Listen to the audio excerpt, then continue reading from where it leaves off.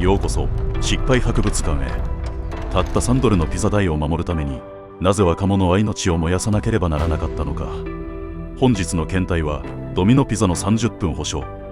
これはあまりに優秀すぎた KPI が組織を善意の殺人マシーンへと変貌させた現代経営学における最も皮肉な病理の記録です。全ての始まりは一人の男のトラウマと才能でした。創業者のトーマス・モナハン。4歳で父を亡くし、孤児院で育った彼にとって世界は混沌とした場所でした。だからこそ彼は海兵隊で叩き込まれた規律と管理に安らぎを見出したのです。1960年、彼が作ったドミノピザはピザ屋というより軍隊に近い組織でした。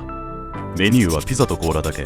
座席を撤廃し、全てを配達に特化させる。そして彼は最強の武器を発明します。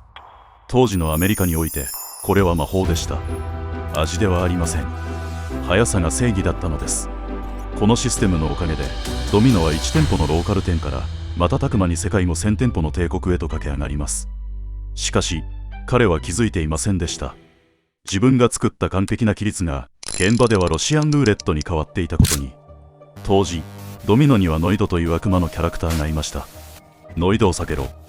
ピザを冷ます悪魔と戦うのがドライバーの使命だと。なんと滑稽な冗談でしょう。冷静に計算してください。注文から焼き上がりまで15分強。ドライバーに残された時間は物理的に10分程度しかありません。信号を守り一時停止していたらどうやっても間に合わないのです。ここで私が最も戦慄したエピソードをご紹介しましょう。ある夜、ピッツバーグで配達車が事故を起こしました。記録によると、現場に駆けつけたマネージャーが真っ先に確認したのは血を流すドライバーの安否ではありませんでした。ピザは無事か。彼はそう叫び、直ちに代わりのドライバーに配達を命じたのです。マネージャーは言いました。まだ30分に間に合うからと。狂っていると思いますか。いいえ、彼は優秀な社員だったのです。評価制度がそう設計されていたからです。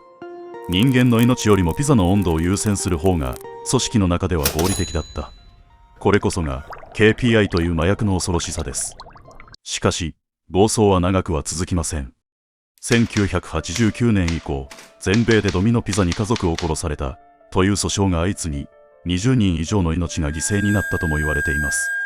そして1993年、セントルイス、ある女性が娘へのプレゼントを買いに行く途中で車を大破させられ、一生消えない後遺症を負った裁判でついに歴史が動きます。企業側は主張しました。安全運転を指導していたと。しかし法廷で明らかになったのは現場の悲痛な叫びでした。遅れれば給料が減る。店長に怒鳴られる。陪審員たちの怒りは評決という名の鉄槌となって下されます。7800万ドル。当時のレートで約85億円。誤解しないでください。これは単なる治療費や慰謝料ではありません。そのほとんどが懲罰的損害賠償。つまり被害者の損害とは無関係に課された巨額の罰金です。なぜこれほどの金額になったのか。陪審員たちは金儲けのために判決を下したのではありません。彼らは激怒していたのです。利益のために人の命を軽視するシステムは社会悪であると。この評決は一人の女性を救うための裁判を超えた暴走する企業に対する社会正義の鉄槌。つまり社会はこう宣告したのです。お前たちがスピード違反で稼いだ金、その全てを罰として吐き出せと。1993年、創業者は敗北を認め、30分保証は永久に廃止されました。速さで築いた帝国が速さによってその富を奪われた瞬間です。さて、これは過去の物語でしょうか。いいえ、違います。今のあなたのスマホを見てください。到着予定時刻に1分でも遅れればドライバーの評価が下がるシステム。ストップウォッチが AI とアルゴリズムに変わっただけです。組織において測りやすい数字は悪魔的な魅力を持ちます。しかし数字は痛みを感じません。血も流しません。だからこそリーダーであるあなたが想像しなければならないのです。その美しいグラフの裏側で誰がアクセルを踏み込み、誰が冷や汗を流しているのかを。数字に魂を売る前に一度立ち止まって考えてみてください。その30分は本当に命より重いですか。本日の展示はここまで。